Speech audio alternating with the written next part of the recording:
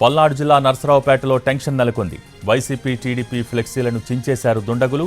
నిన్న పోటాపోటీగా ఎంపీ అభ్యర్థుల పేరుతో ఫ్లెక్సీలు వెలిశాయి. అయితే తెల్లవారేసరికి ఫ్లెక్సీలు చించివేయడంతో ఆగ్రహం వ్యక్తం చేస్తున్న రాజకీయ పార్టీల నాయకులు పల్నాడులో ఎన్నికల హడావిడి ఊపందుకుంది. ఇక నర్సరావుపేటలో ప్రధాన పార్టీల ఎంపీ అభ్యర్థుల ఆఫీసులు ఒకే ఏరియాలో ఉన్నాయి. దీంతో పోటీ పడి మరీ కట్టిన ఫ్లెక్సీలను దుండగులు చించివేయటం కలకలం రేపుతోంది.